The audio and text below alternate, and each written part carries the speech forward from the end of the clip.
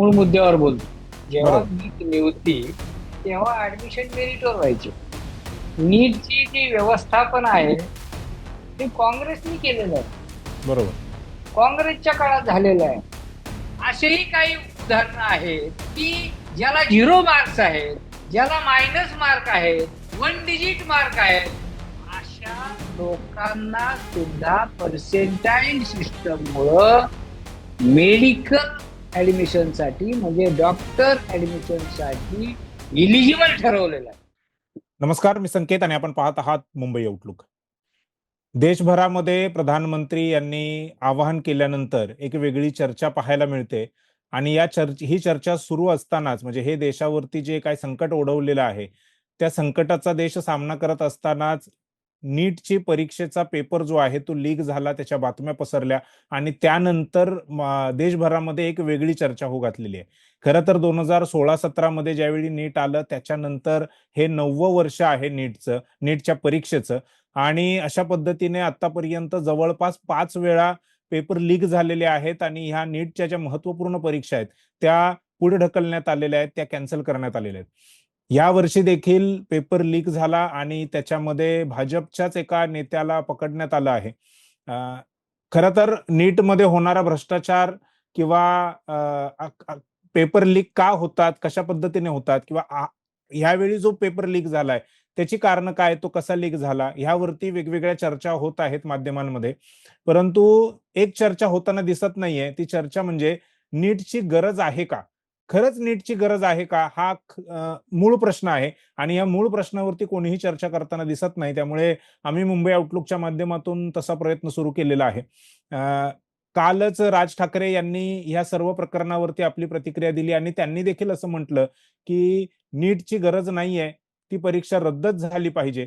याशिवाय तामिळनाडूचे जे आता मुख्यमंत्री झालेले आहेत विजय थालापती यांनी देखील तशीच भूमिका मांडलेली आहे की 12वीच्या जे मार्क्स मिळतात, जे पर्सेंटेज आहे त्याच्या आधारावरती मेडिकलचं जे एज्युकेशन आहे ते देण्यात यावं. म्हणजे नीटच्या अगोदर ज्या पद्धतीने मेडिकलचं एज्युकेशन दिलं जात होतं तशीच त्यांनी भूमिका व्यक्त केलेली आहे. दक्षिण भारतातले जी 5 राज्य आहेत ती 5ही राज्य या नीटच्या परीक्षेच्या अगदी विरोधात आहेत. कारण दक्षिण भारतामध्ये मोठ्या संख्येने मेडिकल कॉलेजेस आहेत. उत्तर भारतामध्ये मेडिकल कॉलेजची संख्या कमी आहे आणि त्यामुळे उत्तर भारतातले लोक दक्षिण भारतातल्या कॉलेजेसमध्ये यावेत अशा पद्धतीचे काही व्यूहरचना आहे का, काही षडयंत्र आहे का? नीटच्या परीक्षा घेण्याची नेमकी गरज काय होती? या सर्वच प्रश्नांवरती चर्चा करण्यासाठी आपल्यासोबत इंडियन मेडिकल प्रोफेशनल असोसिएशनचे राष्ट्रीय अध्यक्ष डॉक्टर मगन ससाने सर आहेत. ससाने सर, मुंबई आउटलुक मध्ये तुमचं स्वागत आणि वेळ दिल्याबद्दल आभार. ससाने सरांबद्दल म्हणजे इम्पाच्या संदर्भामध्ये मी एक गोष्ट सांगू इच्छितो की बहुजन समाजामधलं डॉक्टरांचं किंवा मेडिकल प्रोफेशनल जे लोक आहेत त्यांचं सगळ्यात मोठं राष्ट्रीय स्तरावरचं संघटन म्हणजेच इंडियन मेडिकल प्रोफेशनल असोसिएशन, ज्याचा शॉर्ट फॉर्म होतो इम्पा. या इम्पाचे राष्ट्रीय अध्यक्ष ससाने सर आहेत. देशभर त्यांचे कार्यक्रम होत असतात. देशभर मेडिकल प्रोफेशनल लोकांना जोडण्याचं काम जे आहे विशेष करून बहुजन समाजातल्या ससाने सर करत असतात. सर, पुन्हा एकदा मुंबई आउटलुक मध्ये स्वागत आहे. नीटच्या परीक्षेवरती चर्चा करण्या अगोदर मला हे जाणून घ्यायचं आहे की ज्यावेळी नीटची परीक्षा होत नव्हती त्यावेळी मेडिकल फील्डमध्ये कशा पद्धतीने लोक जात होते 12वी नंतर?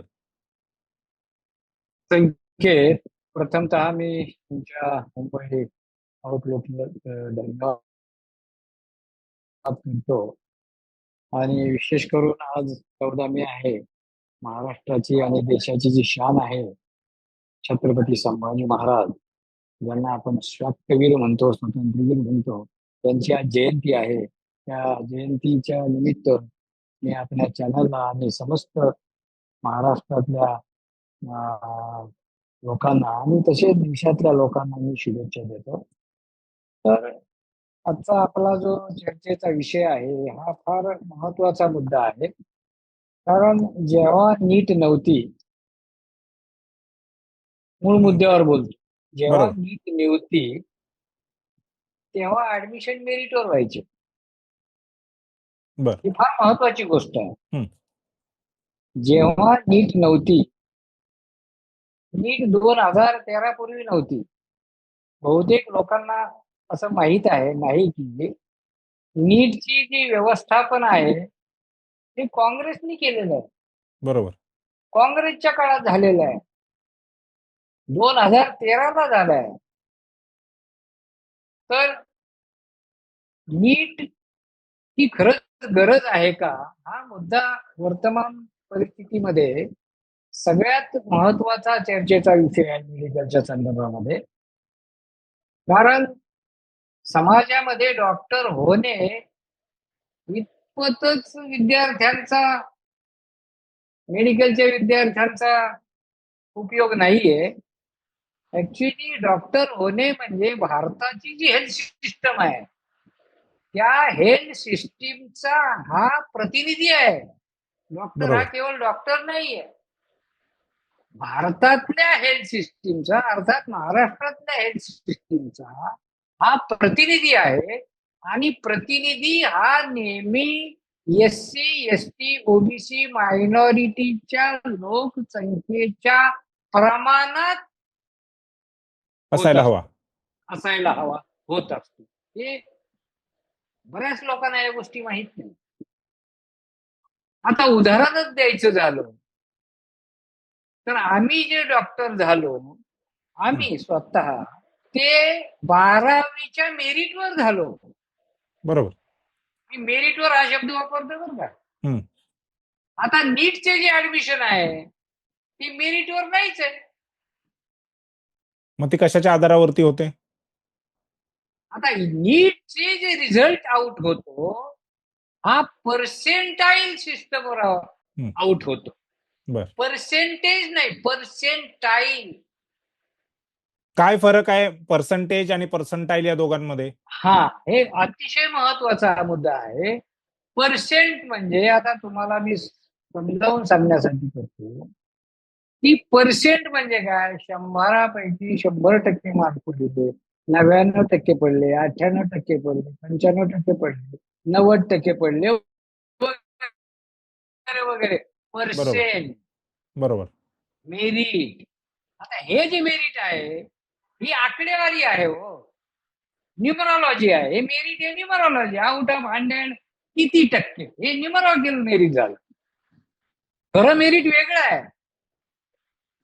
आता पर्सेंटाईल सिस्टम मध्ये पर्सेंटेज ठरवत नाही मेरिटचं.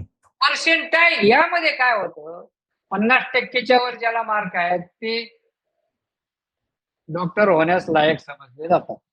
ओके. बर. रिझर्व्ह कॅटेगरीसाठी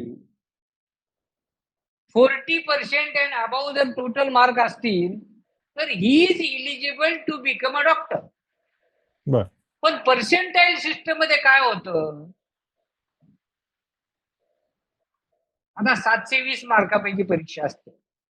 720च्या अर्ध किती झालं, 720 म्हणजे समजा 356, 360 मार्क झाले. 360 मार्क जर असतील तर he is eligible to become a doctor मेरिटच्या प्रमाणे, पर्सेंट सिस्टमच्या प्रमाणे.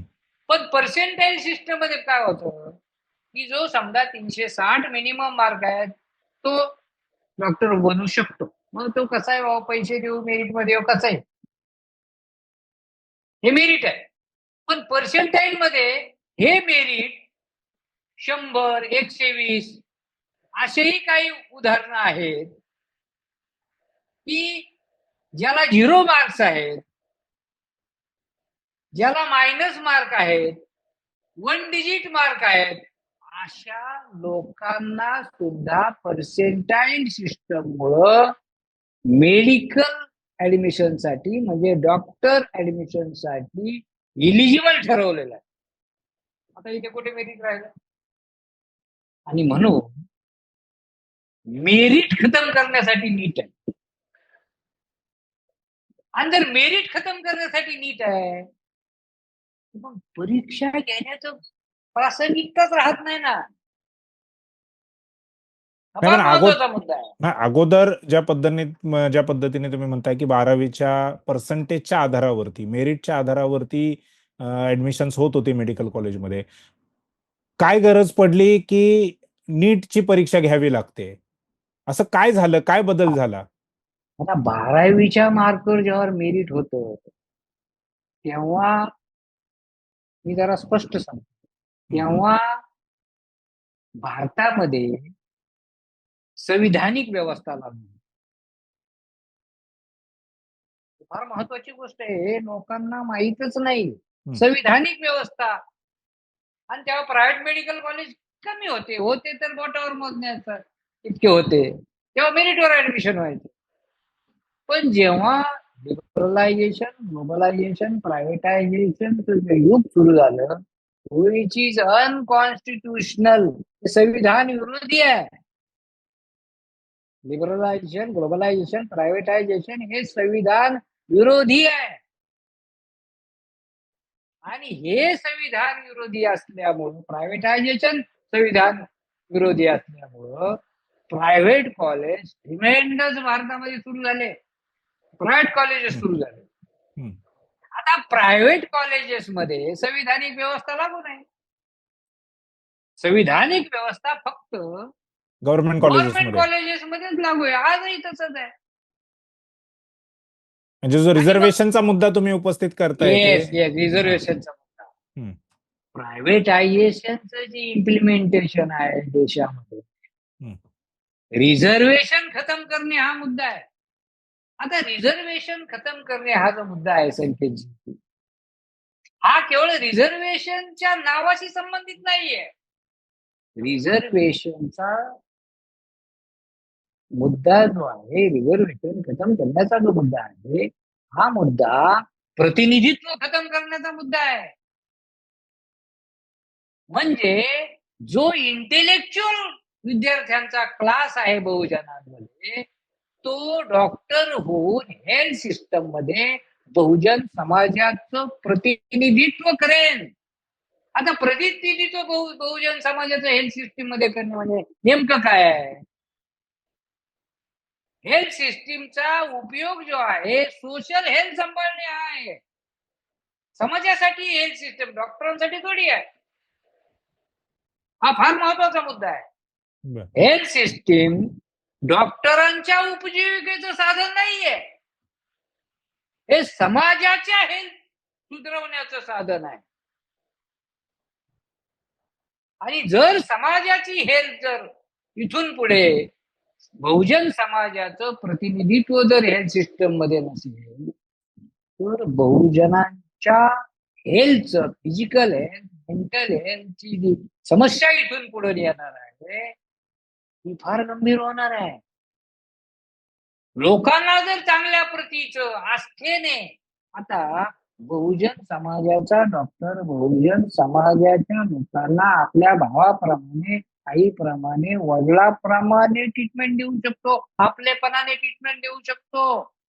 या जाती व्यवस्थेने अदर दॅन बहुजन समाजाचे जर डॉक्टर बहुजन समाजाला ट्रीटमेंट करायला लागले, तर असे कित्येक उदाहरण आहेत. गुजरात मधलंच उदाहरण घ्या, जे रिझर्वेशन विरोधात आंदोलन कसं सुरू झालं याचं उदाहरण म्हणजे, ओपन कॅटेगरीची लेडी आहे, रिझर्व्ह कॅटेगरीच्या डॉक्टरांकडून ती ऑपरेशन घ्यायला तयार नव्हती. मी मरेन पण तयार घेणार नाही, अशी स्थिती आहे.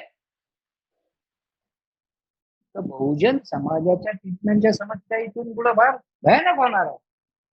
आणि म्हणून हा मुद्दा महत्वाचा आहे. बहुजन समाजाचं हेल्थ सिस्टीम मध्ये प्रतिनिधित्व खतम करणे म्हणजे बहुजन समाजा जरी आजारी पडला आणि त्याला ट्रीटमेंट नाही मिळाली, तर ते लोक पटापटा पटापटा जशा कोंबड्या बघतात ना, कोंबड्या तसे मग एखादा साथ जर आली तर कोंबड्यासारखं म्हणतील. कोरोनाचं उदाहरण आपल्या समोर आहे. आणि लोक मरतील याचा अर्थ काय? हेल्थ सिस्टीम जर प्रोव्हाइड केली नाही आणि डॉक्टर जर प्रतिनिधित्व करत नसतील हेल्थ सिस्टीमचे, याचा डायरेक्ट परिणाम काय होईल? It will be a genocide of the Bahujan people. इतका गंभीर मुद्दा आहे तो. नक्कीच. म्हणून नीट जे आहे ही मेरिटवर पाहिजे. आता मेरिटवर नाहीये. मग ज्याला कमी मार्क असतात त्याच्याकडे मेरिट काय असतं? त्याच्याकडे पैसा हेच मेरिट आहे. पैसा. जितके कमी मार्क्स तितका त्याचा घोडे बाजार जास्त असतो. हे वर्तमान परिस्थितीमध्ये आहे. म्हणजे merit has been replaced by the financial system of that particular family. हा मुद्दा इथं सांगावा बरोबर लागतो. बरोबर. हे चूक आहे. हम्म. हे 100% 200% चूक आहे. This is not a merit at all. बरं. नाही, पण आता तुमचा नीटला विरोध असण्याचं नेमकं कारण काय? म्हणजे त्याच्यामध्ये असंही एक चर्चा आहे की सिलेबस जो आहे नीटचा तो सीबीएसई किंवा एनसीईआरटीचा असतो आणि बहुतांश जे विद्यार्थी आहेत ते स्टेट बोर्डाचे अभ्यासक्रम त्यांना असतो.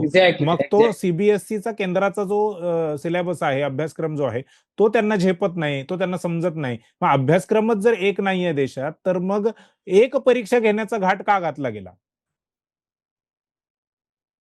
फार महत्वाचा मुद्दा आहे. हा मुद्दा डिस्क्रिमिनेशनवर आधारित. बर. विद्यार्थ्यांमध्ये डिस्क्रिमिनेशन आहे. आता जो अभ्यासक्रमाचा मुद्दा तुम्ही उपस्थित केला त्यामध्ये सीबीएसई मध्ये दोन प्रकार आहेत. एक सेंट्रल सीबीएसई आणि एक स्टेट सीबीएसई, जसं तुम्ही म्हणालात. आता सेंट्रल सीबीएसई मध्ये 100% सिलेबस त्यांचा असतो, सेंट्रल सीबीएसईचा असतो. पण जर स्टेट सीबीएसई असेल तर 70% सिलेबसच सेंट्रल सीबीएसईचा स्टेटमध्ये असतो आणि 30% स्टेटचा असतो. त्यामुळं काय होतं, जेव्हा एक्झाम सगळ्यांसाठी एक असते त्यामध्ये काय करतात, स्टेटचे लोक आहेत, कॉर्पोरेशनचे स्कूलचे लोक आहेत, गव्हर्नमेंट स्कूलचे लोक आहेत आणि स्टेट सीबीएसईचे लोक आहेत. हे 70% सीबीएसचाच अभ्यास करतात. तेवढाच अभ्यास करतात, सिलेबस तेवढा आहे. मग ते त्या सीबीएसईच्या विद्यार्थ्यांशी कसे कॉम्पिट करणार? पर्यायाने सेंट्रल सीबीएसचा जो अभ्यासक्रम आहे, एनसीईआरटीचा ओरिजिनल अभ्यासक्रम, ते मुलं यामध्ये जास्त सक्सेस होणार आणि पर्यायाने रुरलचे मुलं, कॉर्पोरेशनच्या शाळेचे मुलं, गव्हर्नमेंटच्या शाळेचे मुलं पर्यायाने कमी सक्सेस होणार. हाच डाटा तामिळनाडूमध्ये एम के स्टॅलिन जे मुख्यमंत्री होते 2019ला, त्यांनी ए के राजन कमिटी, जे हायकोर्टाचे जज नियुक्त करून कमिटी तयार केली आणि त्यांनी 16, 17, 18 चा डाटा प्रसिद्ध केला आणि त्यामध्ये डिक्लेअर केलं की नीट मध्ये पर्टिक्युलर ग्रुपच्या विद्यार्थ्यांनाच बेनिफिट होतो. जसं मी आता आपण चर्चा केली, रुरल मुलांना, गव्हर्नमेंटच्या मुलांना आणि म्युनिसिपल कॉर्पोरेशनचे मुलं शिकतात, हे त्यामुळं अफेक्ट होत आहे. हा डाटा ऑलरेडी तामिळनाडूमध्ये प्रसिद्ध झालाय आणि हा डाटा ओबीसी साठी प्रसिद्ध झालाय. त्यांनी ओबीसीचा स्टडी केलाय, ओबीसीच्या लोकांना हे माहितीच नाही. 2016ला 7.5% ओबीसींनाच फक्त नीटच्या माध्यमातून ऍडमिशन मिळाले. 2018ला 5% ओबीसींना फायदा झाला आणि 2019ला 0% ओबीसींना नीटचा फायदा झाला. हा डाटा आहे तामिळनाडूमध्ये, त्या स्टेटमध्ये, in territory of the state. खरं हे तामिळनाडू सारखा आयोग सगळ्या स्टेटमध्ये नेमून करून अभ्यास करायला पाहिजे, तेव्हा ते सगळं बाहेर पडेल. याच्याहून काय होतं, Wien threat anywhere threat everywhere हा सिद्धांत आहे. बरोबर. Threat anywhere is threat everywhere हा सिद्धांत आहे. म्हणून तामिळनाडूचा हा डाटा भारतभर आहे ऑलरेडी. डाटा जरी आपल्याकडे नसेल पण हाच डाटा प्रत्येक स्टेटमध्ये येणार. बरोबर. आणि ओबीसीच्या ज्या जागा आहेत 16, 17, 18, 19च्या, या ओपन कॅटेगरीला ट्रान्सफर झाल्या. हे फार गंभीर आहे आणि ओबीसींना याची अजिबात खबर पण नाही. आणि म्हणून नीटचे जे ऍडमिशन आहेत, नीटचे ऍडमिशन 2 मेरिटवर आहेत आणि मेरिटवर जर ऍडमिशन झाली त्यांनी काय होईल, प्रायव्हेट कॉलेजला सगळ्यात मोठा फटका बसेल. नाही, आता प्रायव्हेट कॉलेजचा तुम्ही वारंवार उल्लेख करत आहात, त्यांना कसा फायदा होतो या नीटचा? समजा एक सीट, समजा 100% जागा असं धरू. हम्म. समजा 1,00,000 जागा आहेत मेडिकल कॉलेजच्या अंडर ग्रॅज्युएट, 1,00,000 जागा, आणि 50% समजा गव्हर्नमेंट कॉलेजला गेल्या, भरल्या. 50% तर नाहीच आहेत.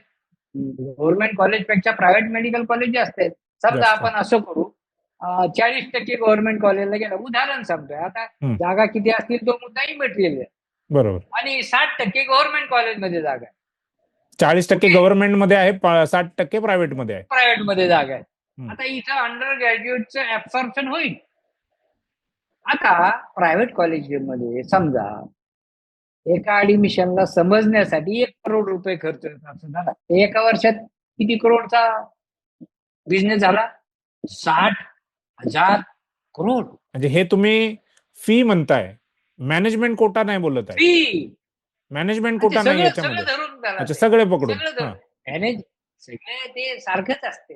हम्म. थोड्याफार फरकाने सारखंच असते. हम्म. आपण समजण्यासाठी हम्म. युनिफॉर्मिटी आकडे सांगितले. बर. आता 100 समजा 1 करोड असेल, समजा एकाला 90 लाख खर्च आला तर ते थोडंफार चालतंय, ठीक हम्म. आहे. पण हम्म. बिझनेस हा फार प्रायव्हेटचा बिझनेस वाढतो ना यामुळं. आणि म्हणूनच नीट जे आहे हे मी आधी सांगितल्याप्रमाणे हे संविधानिक परीक्षा नाहीये, असंविधानिक परीक्षा आहे. आणि सुप्रीम कोर्टाने नीटला असंविधानिक पण केलं तर 2013ला. हा निर्णय सुप्रीम कोर्टचा. काँग्रेसने जेव्हा नीट आणली तेव्हा सुप्रीम कोर्टाने ती असंविधानिक घोषित केली. त्यानंतर ती 3 वर्ष नीट बंद होती. ज्या चीफ जस्टिस महाशयांनी, त्यांचं नाव आहे अल्तमास कबीर, यांनी नीट असंविधानिक 2013ला घोषित केली. आणि तेच अल्तमास कबीर जेव्हा रिटायरमेंटला आले, रिटायरमेंटच्या दिवशीच त्याच अल्तमास कबीरने नीट संविधानिक घोषित केली. आणि तेव्हापासून आज नीट सुरू आहे. बघा सुप्रीम कोर्टचे व्ह्यूज. पहिलं म्हणतंय नीट असंविधानिक आहे, आणि 3 वर्षात तोच माणूस म्हणतोय नीट संविधानिक आहे. यालाच पॅरलल उदाहरण म्हणजे एकदा सुप्रीम कोर्ट म्हणतंय की रिझर्वेशन इज फंडामेंटल राईट, आणि आज सुप्रीम कोर्ट तेच म्हणतंय reservation is not fundamental right. काय चाललंय देशात? न्यायिक व्यवस्था काय करते? हा फार गंभीर मुद्दा आहे.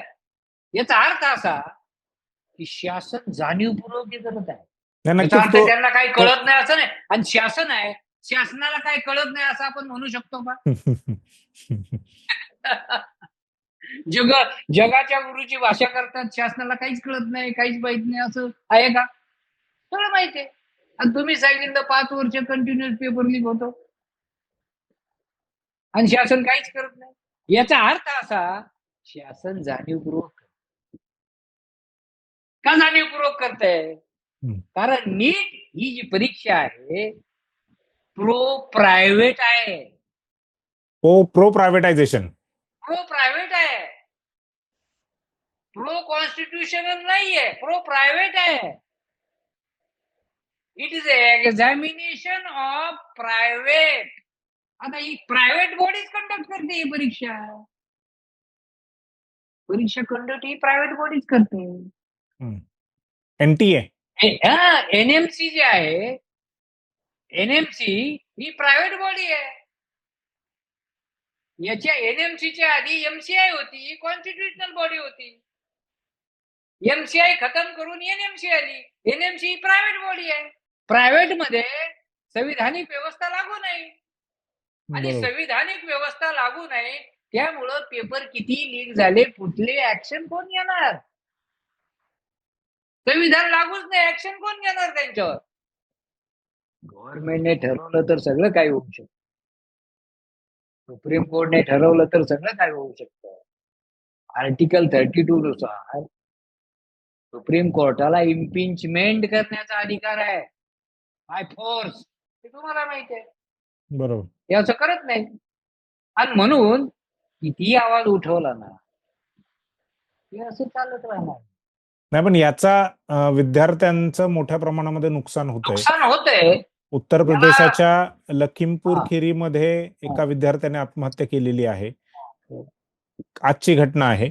काल गोव्यामधल्या एका 12वीच्या मुलाने आत्महत्या केलेली आहे. हम्म. याच्या अगोदरही तामिळनाडूमध्ये बऱ्याचशा आत्महत्या झालेल्या आहेत. खूप झाल्या, खूप. 2017ला तर एका दिवसामध्ये 3 आत्महत्या सलग झालेल्या आहेत. अन्यथा हे फार मोठं अन्यथा उदाहरण. एक मोठं प्रकरण तामिळनाडू मधलं आपल्याला माहिती आहे.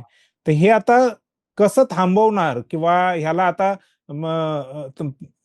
दक्षिण भारतातले सर्व राज्य याचा विरोध करतायत. महाराष्ट्रामधून देखील आता आवाज उठला जातोय की ती परीक्षा रद्द करा म्हणून. अगदी परीक्षाच रद्द करा, ती घेऊच नका. आणि 12वीच्याच मेरिटवरती तुमचं पण जसं म्हणणं आहे की 12वीच्याच मेरिटवरती मेडिकलचे ऍडमिशन घ्या. परंतु आता इथून पुढे काय, म्हणजे उपाय काय? आता एनटीए जी परीक्षा कंडक्ट करणारी एजन्सी आहे, नॅशनल टेस्टिंग एजन्सी, त्यांनी असं म्हटलेलं आहे की आम्ही पुन्हा परीक्षा घेऊ. पुन्हा परीक्षा घेणं हा उपाय आहे की परीक्षाच घेऊ नये हा उपाय? परीक्षाच घेऊ नये हा उपाय आहे. 12वीच्या मेरिटवरही ऍडमिशन झाले पाहिजे. मेरिटवर, मी मेरिटवर बरोबर, म्हणतो, merit नॉट वर. पर्सेंटाईलवर. बरोबर. नीट मुळे मेरिट खतम करण्यासाठीच नीट आहे. बरं, मेरिट खतम करणे हा मुद्दा का बरं असा पुढे आला? त्याला एक कारण आहे. जसं बहुजन समाजाला एससी एसटी ओबीसी मायनॉरिटी शिक्षण मिळायला लागलं ना, तेव्हा जे ओपन कॅटेगरीचे लोक आहेत ना, ते बहुजन समाजाच्या मुलं जास्त मेरिट मध्ये यायला लागले. ते सगळ्यात मोठं कारण आहे. मग यांना रोखायचं कसं? हा मार्ग आहे. बहुजन समाजाचा मुलगा मेरिट मध्ये असतो, पण फी भरायला पैसे नसल्यामुळे तो ऍडमिशन घेत नाही. अशी किती उदाहरणं देता येत. बरोबर. याच्यातून प्रायव्हेट कोचिंग जे आहे त्याचं देखील एक मोठं जाळं पसरलंय. त्यांचं एक मोठं अर्थव्यवस्था जी आहे या नीट वरती चालली आहे. खूप मोठं जाळं आहे. ही प्रचंड मोठी पॅरलल कोचिंग म्हणजे काय? Parallel colleges. कोचिंगचे काय करतात माहितीये का? की नॉमिनल कुठल्या तरी कॉलेजला ऍडमिशन घेतात आणि मुलगा तो कोचिंगच करत असतो, कॉलेजला जातच नाही. असे कित्येक उदाहरण आहेत. हे राजरोज चालू आहे. हो, म्हणजे असंही ऐकायला मिळतंय की ज्या पद्धतीने तुम्ही कॉलेज आणि कोचिंग हे हँड टू हँड आहेत, एकमेकांच्या हातात हात घालून चाललेले आहेत. आणि कोचिंगला हजेरी लावणं म्हणजेच कॉलेजला हजेरी लावण्यासारखं आहे. म्हणजे कॉलेजला हजेरी प्रेझेंटी लावून तिथे तुमची लागली आहे, चांगली आपोआप लागते. आपोआप तुम्ही लागते. म्हणजे तुम्ही गेला नाही तर प्रेझेंट लागते. प्रेझेंटी लागते कारण तुम्ही कोचिंगला जाताय. कोचिंगला जात. म्हणजे हे खूप हँड इन हँड डेव्हलपमेंट असेल. नाही, खूप गंभीर मुद्दे आहेत आणि नीटच्या विरोधामध्ये महाराष्ट्रातून देखील आवाज उठतोय. ही एक सकारात्मक बाब आहे. तुम्ही बऱ्याच वर्षांपासून याच्यावरती काम करत आहात, जनजागृती करत आहात इम्पाच्या माध्यमातून. ससाने सर, मुंबई आउटलुकला तुम्ही वेळ दिलात आणि या महत्वपूर्ण विषयावरती जे अगदी विस्तृतपणे, सब्जेक्टिव्ह नाही तर ऑब्जेक्टिव्ह पद्धतीने तुम्ही जे काही माहिती दिलीत, मार्गदर्शन केलं, त्याबद्दल मुंबई आउटलुक चॅनल कडून मी तुमचा आभार व्यक्त करतो. आणि पुन्हा एकदा आणखीन एका वेगळ्या विषयावरती आपण चर्चा करू. तुम्ही नक्की वेळ द्याल अशी अपेक्षा देखील आपल्याकडून आहे. धन्यवाद सर. धन्यवाद संकेतजी, धन्यवाद. थँक्यू.